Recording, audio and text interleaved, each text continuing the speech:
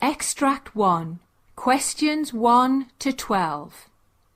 For questions 1 to 12, complete the following notes with a word or short phrase. You now have 30 seconds to look at the notes. You hear a doctor talking to a patient.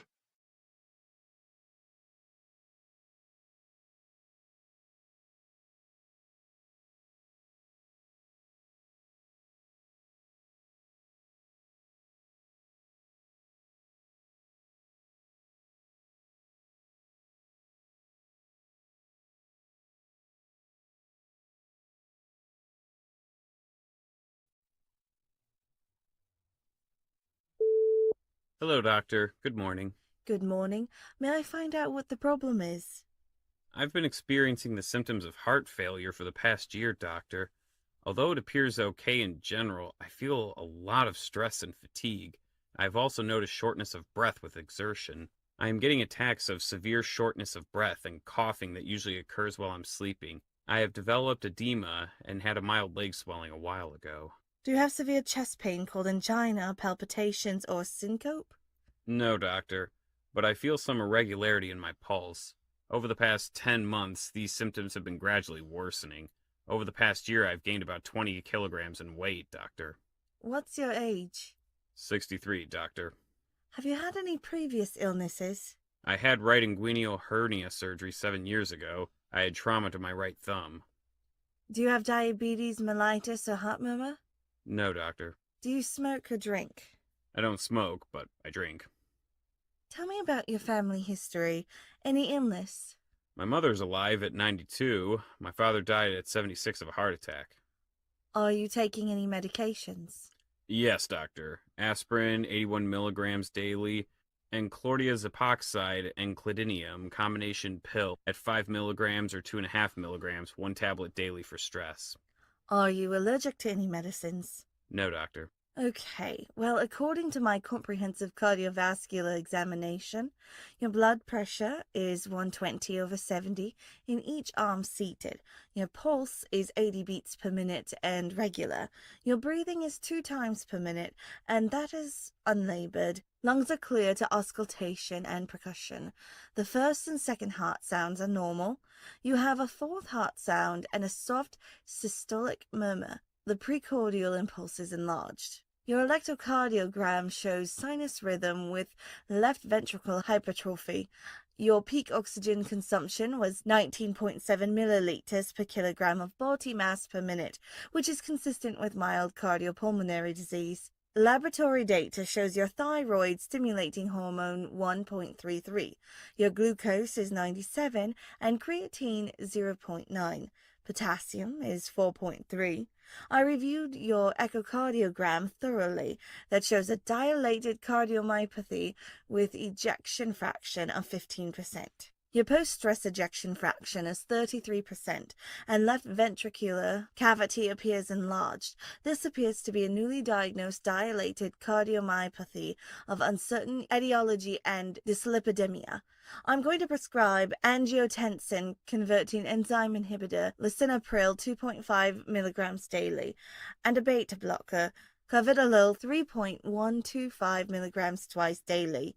In addition, you could benefit from a loop diuretic, furosemide 20 milligram daily. I don't think you need a defibrillator right now, and after 3 months of medication, I want you to go on an echocardiogram. If your left ventricular function has not improved, then you would benefit from a prophylactic use of an implantable cardioverter defibrillator. So continue with these medications and meet me after a period of 3 months. Thank you, doctor.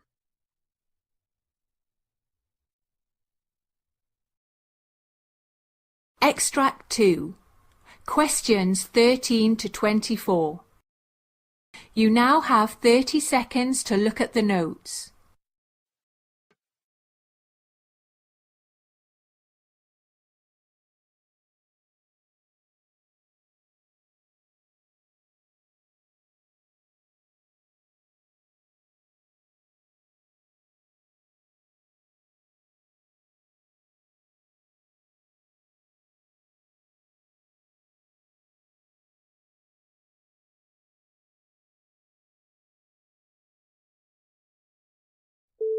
Good morning, doctor.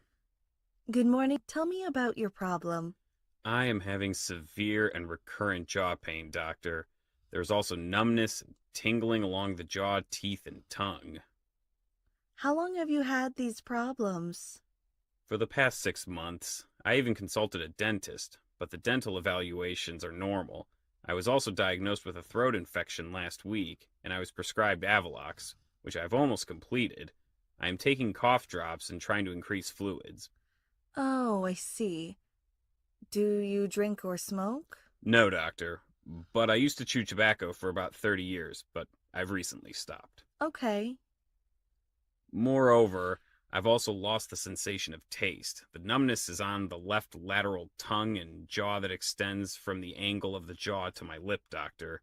Recently, I've gained about 20 pounds of weight, and that may be due to decreased activity. Do you get headaches? Yes, doctor, about twice in a month. Do you experience any fever or chills? No, doctor. Do you have any tooth pain, especially while biting? No, doctor. Have you had any jaw popping? No, doctor. Any spasm of the jaw that is trismus? No, doctor. I've stopped chewing tobacco, and I'm using Nicorette gum now, doctor. Okay. What's your age now? 50 years. Have you ever had any surgery? Yes, pertinent for hernia repair surgery. What medications are you taking at the moment? Tylenol, and I'm on Nicorette gum. Are you allergic to any medicine? Yes, I'm allergic to codeine. I used to feel dizzy or lightheaded when I took codeine. Your blood pressure is 138/82, pulse 64 normal, temperature 98.3, and your weight is 191 pounds. Your oral cavity is normal with good moisture. You have a slightly decreased sensation to your left jaw that extends to the left lateral tongue and left intrabuccal mucosa. The fiber optic nasopharyngoscopy reveals a moderately deviated nasal septum to the left, large inferior terminates. You have developed persistent paresthesia of the left manual teeth and tongue, possibly neoplasm within the mandible. You have also developed hypogeusia with loss of taste and dry mouth syndrome called xerostomia. I would suggest you have a CT of your head, including sinuses and mandible, so that I can evaluate and make sure you have not developed neoplasm. Take plenty of fluids and come and see me again when you get your diagnosis reports.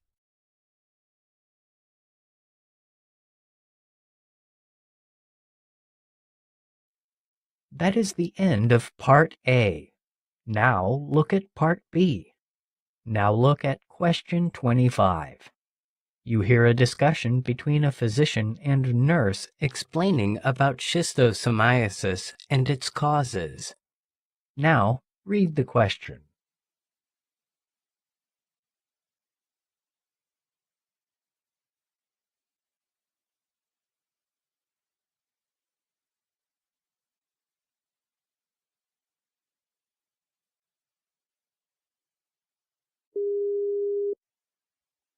Hello, doctor. What is schistosomiasis and what are its causes?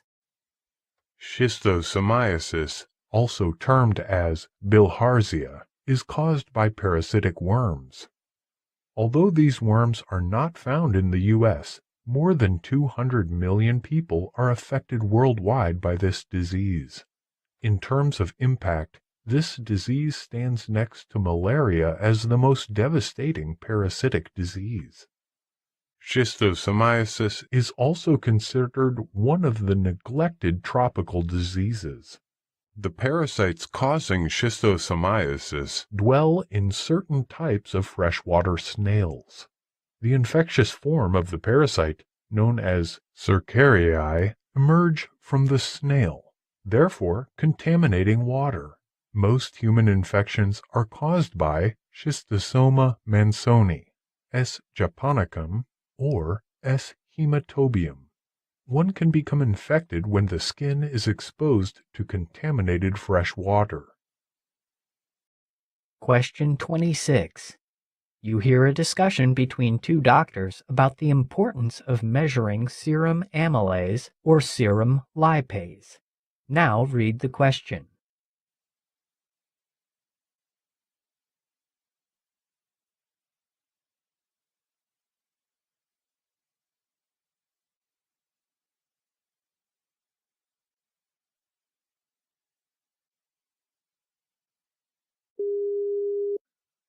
Doctor, can you explain to me whether measuring serum amylase or serum lipase is significant for acute pancreatitis?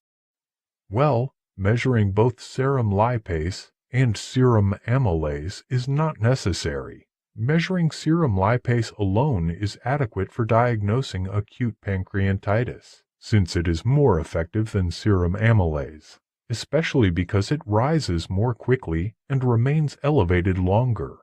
According to a study of 151 patients with acute pancreatitis, the sensitivity of lipase was about 97% and the specificity was almost 100%.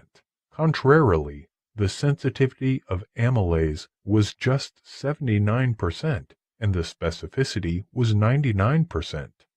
Therefore, amylase should be replaced by lipase as the first-line laboratory investigation for suspected acute pancreatitis. Question 27. You hear a discussion between two doctors about the misdiagnosing of acute cardiorenal syndrome as renal injury due to hypovolemia. Now read the question.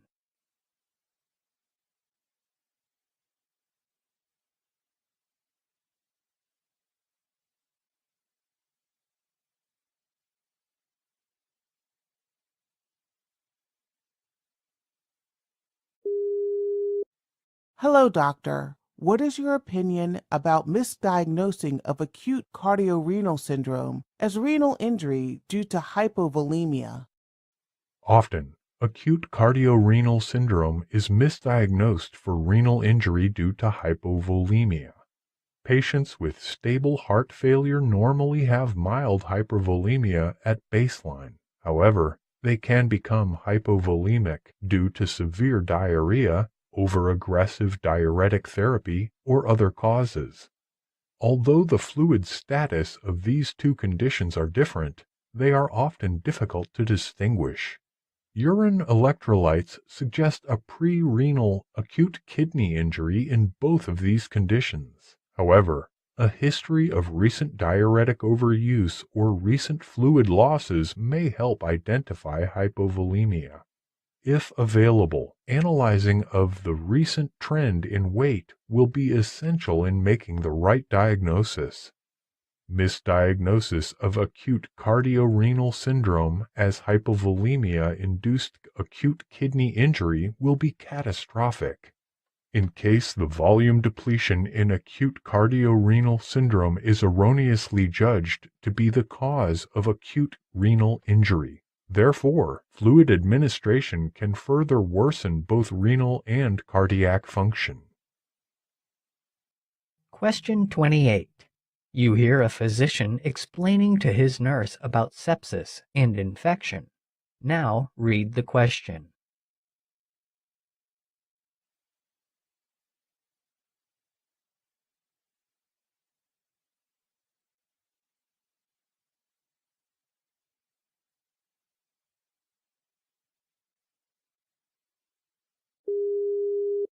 Doctor, what is sepsis? Sepsis is the extreme response from our body to an infection.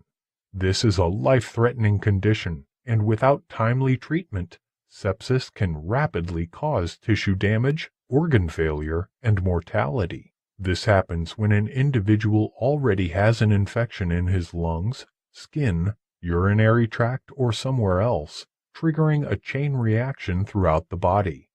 4 types of infection that are often connected with sepsis are lungs, kidney, skin and gut, and the most frequently identified germs that cause infections and can develop into sepsis include Staphylococcus aureus or staph, Escherichia coli, and certain types of streptococcus.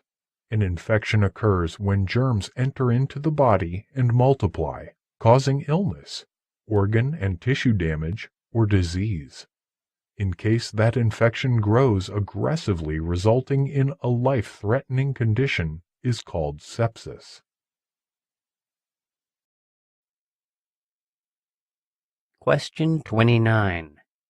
You hear a discussion between two doctors about brain imaging prior to lumbar puncture in the suspected cases of bacterial meningitis. Now, read the question.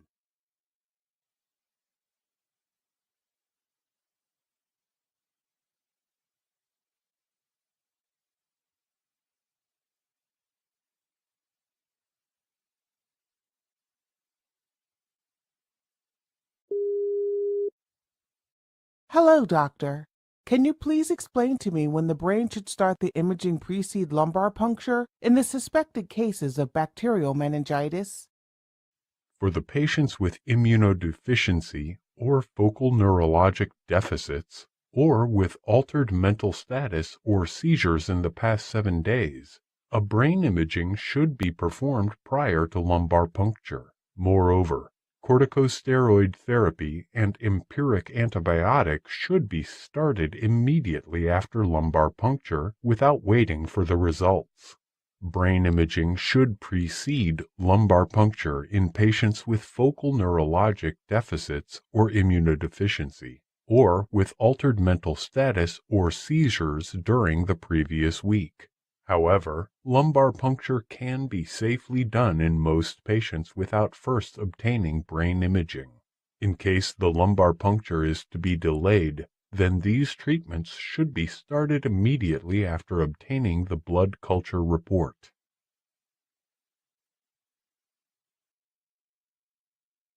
Question 30. You hear a monologue by a physician about managing aneurysmal subarachnoid hemorrhage. Now, read the question.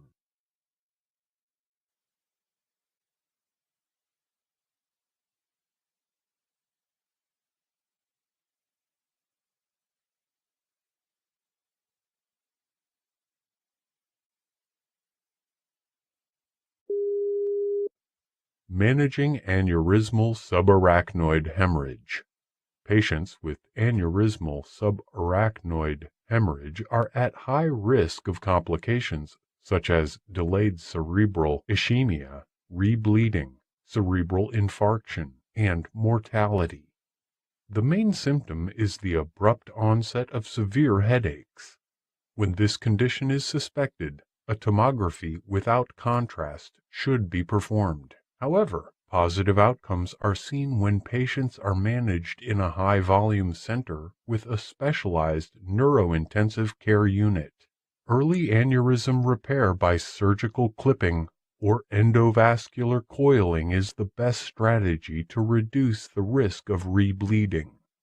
Medical and neurologic complications such as increased intracranial pressure, hydrocephalus, seizures, hyponatremia, delayed cerebral ischemia, hypovolemia, and cardiac and pulmonary abnormalities are extremely common.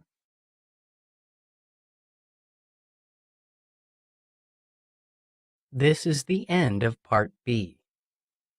Now, look at Part C. You hear the doctor's lecture on acute cardiorenal syndrome. You have 90 seconds to read questions 31 to 36.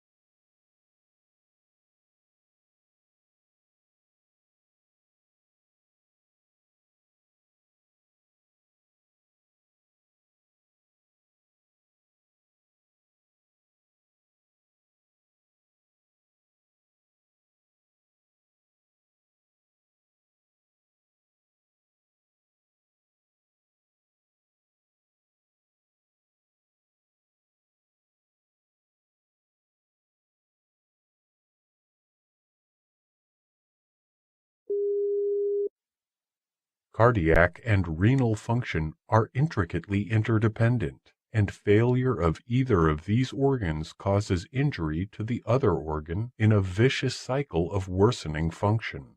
We are going to discuss about the acute exacerbation of heart failure or acute cardiorenal syndrome resulting in acute kidney injury, which is a common cause of admission to the intensive care unit. Let us examine the clinical definition, pathophysiology, hemodynamic derangements, clues that help in diagnosing and treatment. Cardiorenal syndromes are a group of interconnected disorders involving the heart and kidneys, which are classified based on whether the problem is acute or chronic, and whether the primary problem is in the heart, called cardiorenal syndrome, the kidneys, called renocardiac syndrome, or another organ, called secondary cardiorenal syndrome. Although the above definitions provide a good general description, there is a necessity of further clarification of the nature of organ dysfunction. Acute renal dysfunction can be unambiguously defined using an akin and rifle classification. Here, akin means acute kidney injury network, and rifle means risk, injury, failure, loss of kidney function, and end-stage kidney disease. On the other hand, acute cardiac dysfunction is an ambiguous term that includes pathophysiologically and clinically distinct conditions. Acute heart failure and cardiogenic shock. Cardiogenic shock is characterized by an abrupt compromise in cardiac pump functioning, resulting in global hypoperfusion that is severe enough to cause systemic organ damage. On the other hand, acute heart failure is defined as gradually or rapidly worsening symptoms and signs of congestive heart failure due to worsening pulmonary or systemic congestion.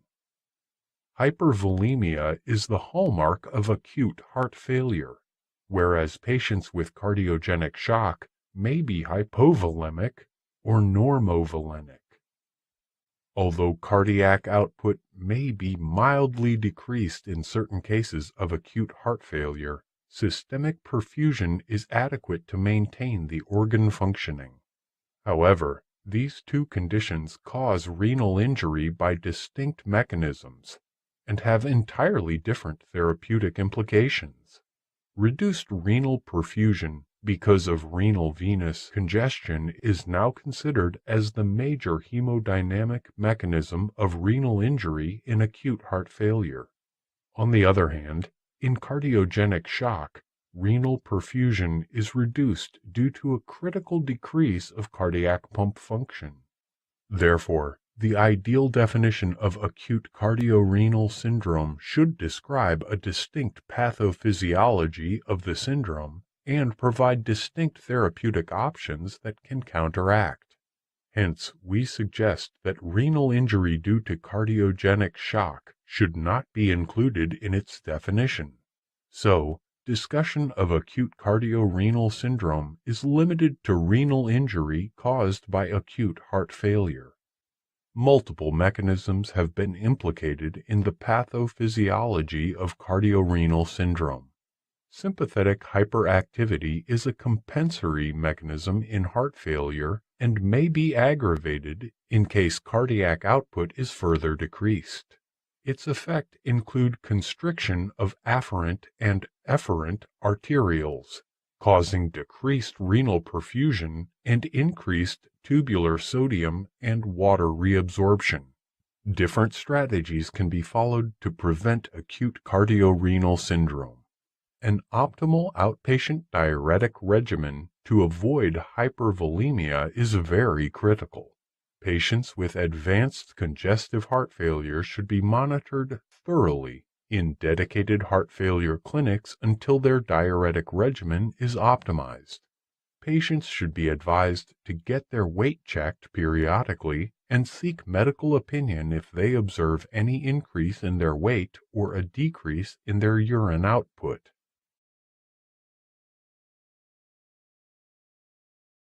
Extract 2. Questions 37 to 42.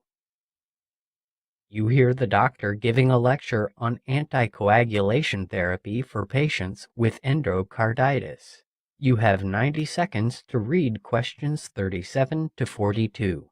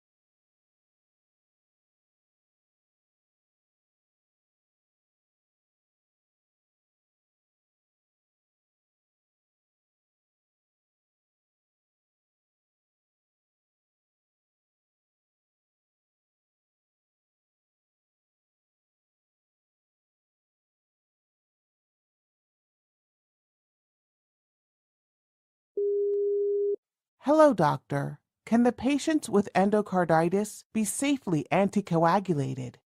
Managing anticoagulation in patients with endocarditis needs a personalized approach, using a careful risk-benefit evaluation on a case-by-case basis.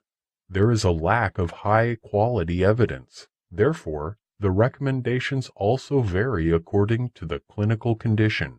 Newly diagnosed native valve with endocarditis itself is not an indication of anticoagulation.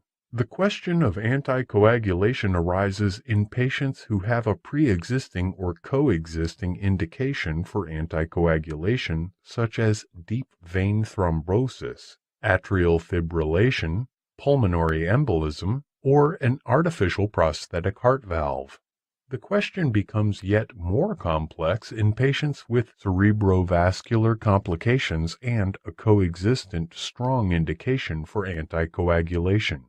Earlier studies have suggested a significant risk of cerebral hemorrhage with anticoagulation in patients with native valve endocarditis.